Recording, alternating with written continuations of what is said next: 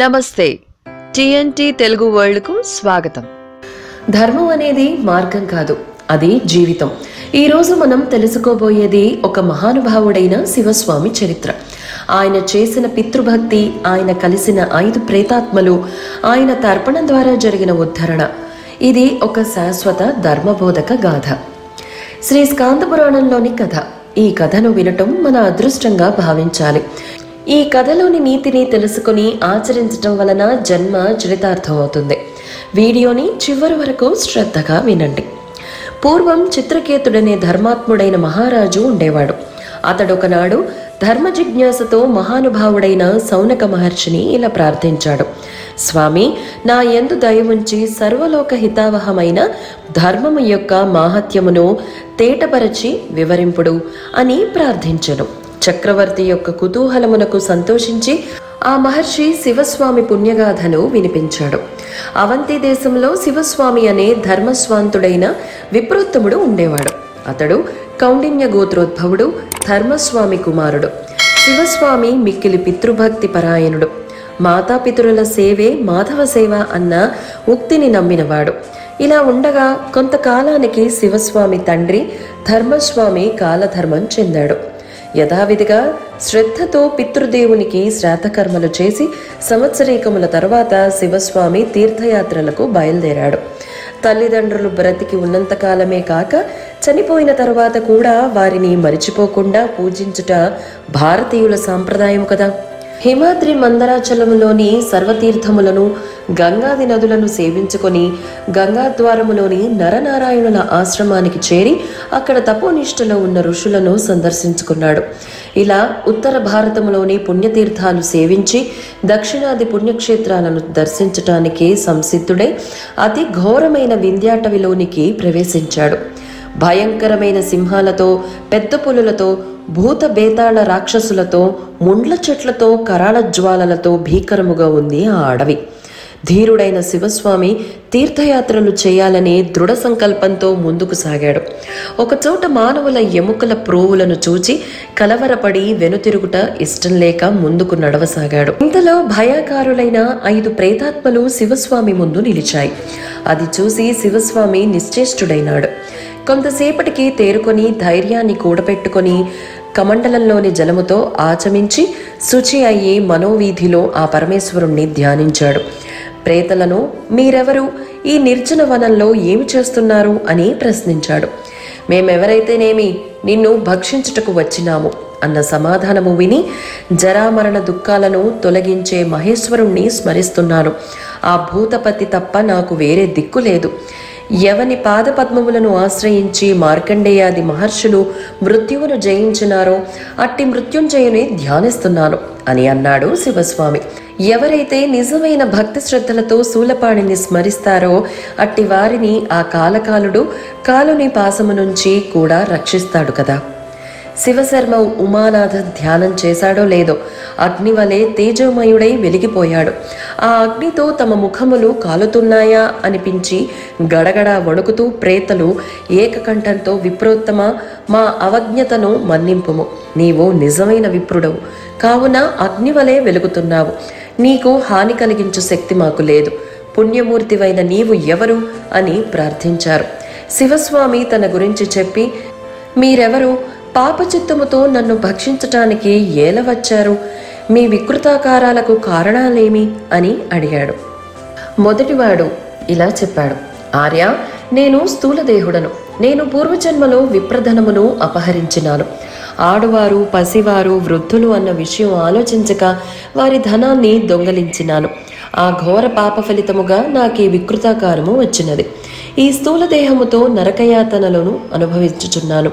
కానీ ఏం చేయగలను, చేసిన కర్మ చెడని పదార్థము కదా అని చెప్పాడు. రెండవ వాడు ఇలా చెప్పాడు. స్వామి, నేను పరస్త్రీలనెందరినో కామించినాను. నా ఘోర పాపకర్మ కారణముగా పీనమేఢుడను అయినాను. నా శరీరమంతా ఎల్లప్పుడూ కాలిపోతున్నట్టుగా మండుతూ ఉంటుంది. చేసిన పాపమునకు ఫలితముగా అనుభవించవలసిందే కదా అని చెప్పాడు. మూడవ వాడు ఇలా చెప్పాడు. ద్విజోత్తమ, నేను గత జన్మలో అసత్యవాదిని, ఎప్పుడూ పరులను నిందించువాడిని. ఆ పాప ప్రభావంచే ఇప్పుడు పూతివక్తుడిని అయినాను. నా నోరు చీము నెత్తురులతో దుర్గంధభూయిష్టమై ఉంటుంది. నాలుక పురుగులు పట్టి ఉంటుంది. అహోరాత్రులు నా ముఖము అగ్నిగుండము వలె మండిపోతూ ఉంటుంది. కర్మను అనుభవించక తప్పదు కదా అని చెప్పాడు. 4వ వాడు ఇలా చెప్పాడు, భూసురేంద్ర, పోయిన జన్మలో నేను పిసినారిని. ఎంతో ధనము ఉండి కూడా కనీసం నా కుటుంబ పోషణార్థమై ధన వ్యయము చెయ్యలేదు. ఎన్నడూ స్వాహాస్వధాలు దేవపితృకార్యాలు చెయ్యలేదు. ఎవరికి ఇంత పెట్టలేదు, నేను తినలేదు.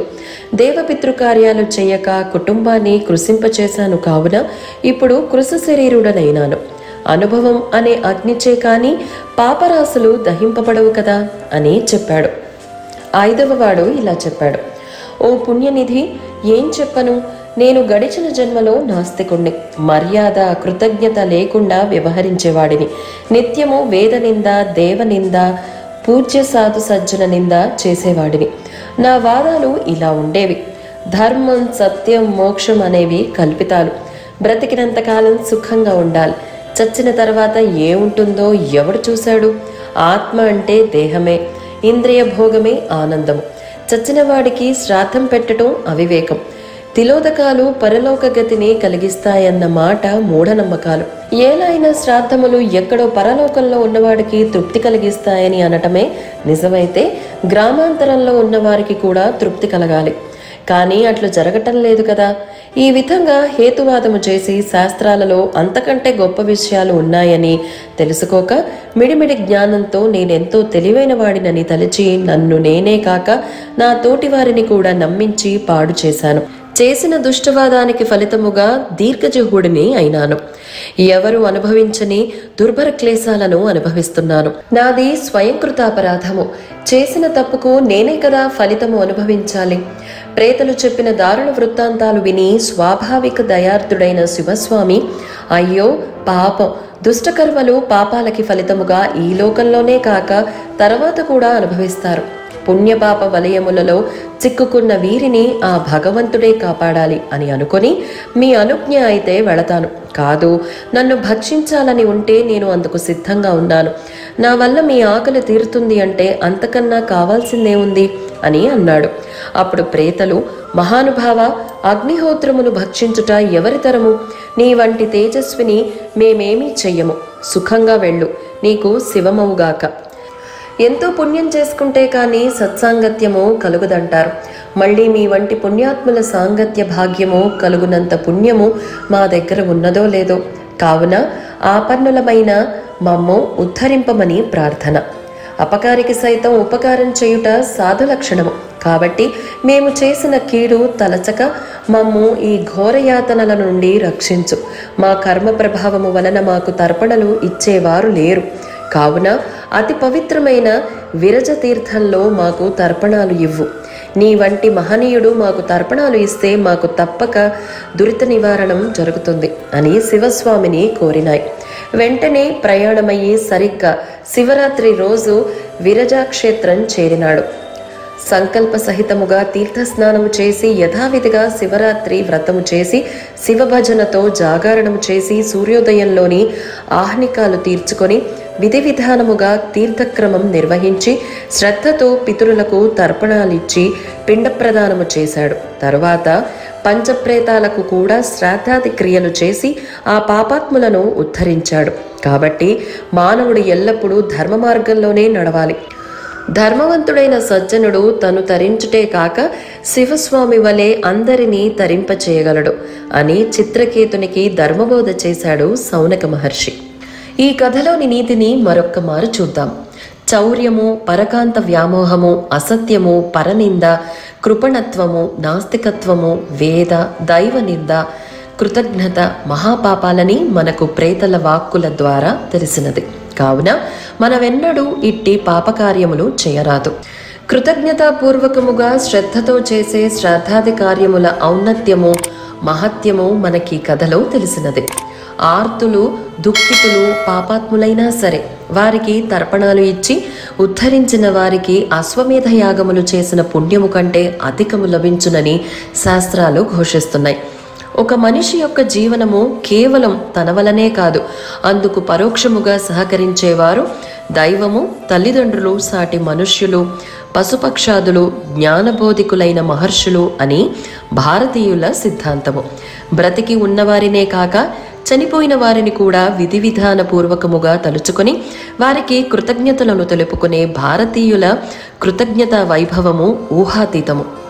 మన ఛానల్లో ఇంట్రెస్టింగ్ ఆధ్యాత్మిక విషయాల గురించి, నిత్య పూజల గురించి, వ్రతాల గురించి, ధర్మ సందేహాల గురించి అందరికీ అర్థమయ్యేలాగా వివరిస్తున్నాము. ఒక్కసారి ఛానల్ని చూసి మీకు ఉపయోగపడుతుంది అనుకుంటే సబ్స్క్రైబ్ చేసుకోండి, బెల్ ఐకాన్ క్లిక్ చేయండి. దాని ద్వారా మేము పెట్టే వీడియోస్ నోటిఫికేషన్స్ మీకు వస్తాయి. ధన్యవాదాలు.